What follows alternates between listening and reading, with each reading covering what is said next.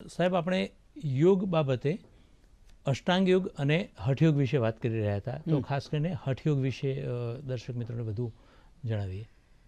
હા, બંને વિશે થોડો પ્રકાશ કરીએ આપણે. એક તો અષ્ટાંગ યોગની વાત કરીએ તો અષ્ટાંગ યોગના પ્રણેતા પતંજલિ મુનિ દ્વાપર યુગના અંતમાં અને હિમાલયની ઉત્તરે પતંજલિ મુનિની માતા અને પિતાનું નામ અંગો અને ગોણિકા હતું, અને અંગો અને ગોણિકાને કોઈ સંતાન નહોતા, એટલે એ સૂર્ય ભગવાનને અર્ધ્ય આપે.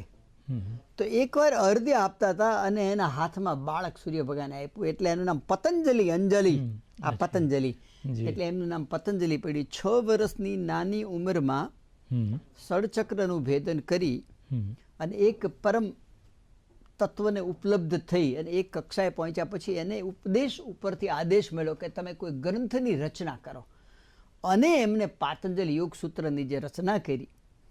પાતંજલિ યોગ સૂત્રના 195 યોગ સૂત્ર છે, 4 ચેપ્ટર છે: સમાધિપાદ, સાધનપાદ, વિભૂતિપાદ અને કૈવલ્યપાદ. હું ચોક્કસ એવું કહી શકું કે ભારતમાં અધ્યાત્મને વિજ્ઞાન સુધી લાવી દીધું હોય તો એ ફક્ત પતંજલિ મુનિ. ક્યાંય શ્રદ્ધાની વાત એમણે નથી કરી. 8 પગથિયા છે: યમ, નિયમ, આસન, પ્રાણાયામ, પ્રત્યાહાર, ધારણા, ધ્યાન અને સમય. યમથી શરૂ કરો. 5 યમ: અહિંસા, સત્ય, અસ્તેય, બ્રહ્મચર્ય, અપરિગ્રહ. 5 નિયમ: શૌચ, સંતોષ, તપ, સ્વાધ્યાય, ઈશ્વર પ્રણિધાન. તો આખી સાયન્સની એક અને એક બે થાય એ રીતે પતંજલિ મુનિએ આખી યોગ સૂત્રોની રચના કરી છે.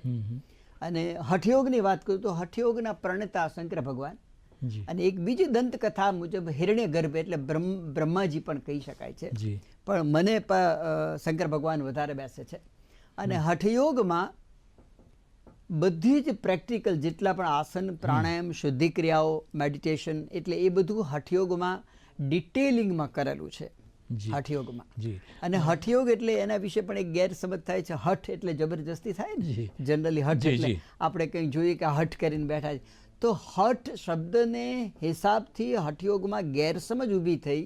હઠ એટલે જબરજસ્તી ના, જબરજસ્તી બિલકુલ નહીં. હ અને ઠ, સૂર્ય અને ચંદ્ર, અને યોગ એટલે મળવું.